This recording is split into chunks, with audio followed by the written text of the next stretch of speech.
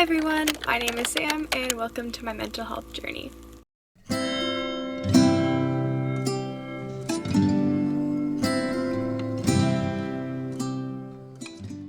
Before I go any farther, I just wanted to put a trigger warning here for anything involving psychiatric or mental hospitals, suicide, self-harm, psychiatric illnesses, or anything else involving mental health. One thing I won't be talking about in this video is eating disorders, but if you want me to make another video entirely on that, give this video a like and comment down below. Okay, so please bear with me, this might be a long video and it might take me a while to upload it just because this is a touchy topic and there's a lot of people in my life or that have been in my life that don't know about my experiences with mental health, and this is a large platform where anyone can see the video, so it might take me a while. And I'm also, because of that reason, only going to be sharing up until the end of 2019. As you can probably tell, it's actually the next day. I tried filming the video and I honestly didn't get very far, so I'm going to give it another go. I have struggled with some form of mental health for about 12 years. I first started struggling or realized that I was struggling when I was 6 years old, and that was with OCD. I honestly don't remember much from that age because I was so young, but I do remember going through family therapy. It actually wasn't for me, but it really helped me in a lot of ways because I got some individual time with the therapist that we saw, and definitely because of her, I learned how to cope with my OCD and the impulses that come along with it.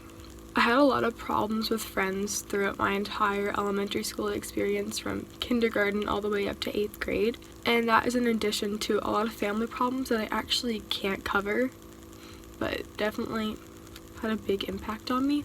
Looking back on elementary school, I can definitely see that I did a very common trait of BPD called like your favorite person, which is basically when you form like an unhealthy attachment to a person, either like a teacher, a family member, a friend, like it could be literally anyone, a counselor, therapist, anyone in your life that you look up to, and you basically live your day in order for them. It sounds really weird, but basically every single thing you do is in order to make them happy or in order to see them. Like, that's the best way to describe it. It's kind of hard to describe. I also first started experiencing a stress disorder when I was about 9 years old, and this caused both mental and physical impacts to my health that I still have to deal with now, but that also probably kickstarted a lot of my anxiety and depression symptoms. The BPD symptoms definitely stemmed from my childhood, whether it be family, friends, or anything else, or any combination of any experiences that I had. When I got to about 7th grade, I believe, I joined a competitive cheerleading team that one of my friends was on, and this helped me to meet a lot of really great people that were with me for quite a while in my life and definitely helped me through some really hard times. But in cheerleading, I also saw a lot of really unhealthy coping mechanisms that people were using who are also struggling with mental health. And I don't want to blame this on anyone because everything that I did was a choice, but I definitely learned some things. I self-harmed for the first time when I was 11 years old, and it became a really unhealthy coping mechanism and a really bad habit.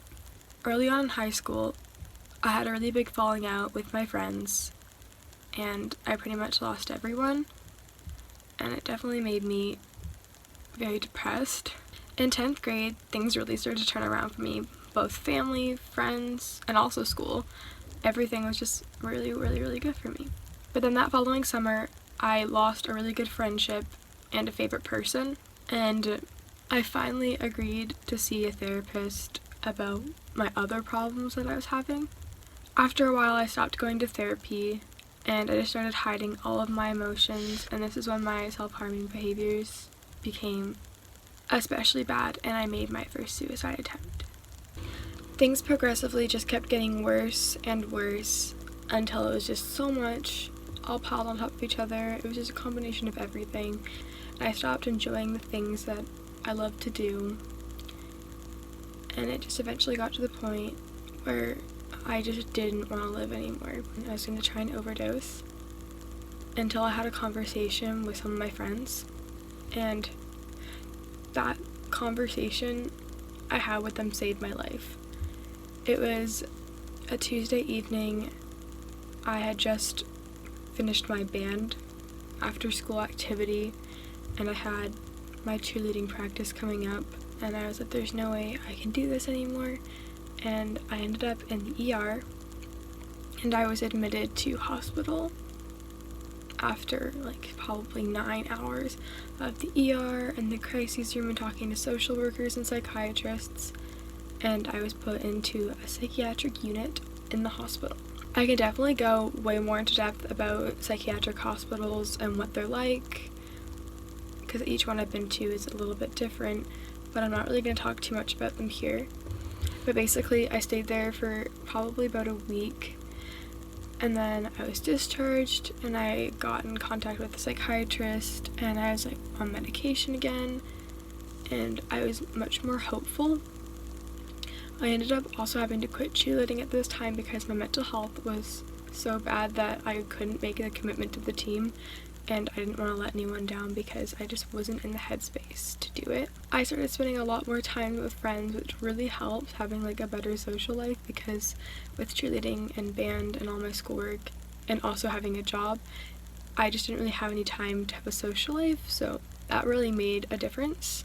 I ended up going to Florida with a couple friends, and I don't really know how to go too much in depth to this, but I wasn't really living at home at the time, and I went on vacation with my family and my friends, and something just happened while we were away, and it just kickstarted a whole meltdown, and I was so sick of like feeling numb on my medication that I stopped taking it, which you should never do. You should never just stop taking your medication. Like, looking back, I totally know that was a terrible decision to just cut cold turkey on medication. But when we got back to school from our vacation, I was like more suicidal than I'd ever been in my entire life, and I was staying at a friend's house, and I had overdosed on a bunch of pills and also severely cut one of my arms, and I ended up in hospital, and pretty much the hospital said that they didn't want to take me in because that I was too much to handle, so I was admitted to that hospital. So I went back to that friend's house. I spent a couple hours there, and so from there I ended up going to another hospital that was about an hour away from my hometown, and they took me in, and I spent quite a while there, and I got much better mental health support. I got a good psychiatrist, I got referrals for everything I needed, I got better medication. I really got the help that I needed while I was there, and I met some really great people and good friends. By the way, I'm only talking about like milestones. Like, I'm not going to talk about all the little things in between just because that'd be a really long video. And I was released from the hospital, and I went back and I graduated high school, and I went to the summer right before I was going away to university, and it was a really tough time for me because I wanted to get out of my hometown so bad. I wanted to go away to school, but I also knew that I wasn't in a good headspace to be able to make all these big life decisions and daily decisions on my own without anyone watching over me. And the school that I was going to is 6 hours away from where I lived, so it was a big change. And I ended up back in hospital, and basically everyone there is helping me make the decision as to whether or not to go away to school, and I was pretty much told that it was a bad decision for multiple different reasons, but I went anyway. Yeah, I went anyway, and I was so excited. Like, I was so ridiculously excited to go away to university. Like, so much so that when I moved in, it was like nothing else in the world mattered. I was just so blissfully excited that I was feeling really happy again. I was like, wow, everything's going my way. At this time, I was also on a medication that did not work well with me. I was actually on that medication up until yesterday, so I'm no longer on that medication. I'm very happy about that. But I was on a medication that made me extremely nauseous, and I threw up a lot, so I wasn't really taking in the medication, so it wasn't really helping me. And I quickly noticed that I was just really excited for the move. I wasn't actually feeling any less depressed, so I was more in a manic state from that excitement. and my mental health deteriorated at a rapid speed back right to where it was before. And then right now we're like in October. I was self-harming again, worse than I ever had before. I had ended back up in the hospital after a suicide attempt right before my birthday. I was turning 18 years old, and I don't know if this is the same for a lot of people that have dealt with mental health issues, but I never thought that I would make it to 18 years old, so it was pretty much the most terrifying thought that I could ever have, that I was going to make it to this age when I never expected to. I planned my life up until I was 18, and I was like, okay, I have nothing else after that to say or do. So it was just a really terrifying experience, and I ended up in the hospital after a suicide attempt, and I was released as soon as I physically could be.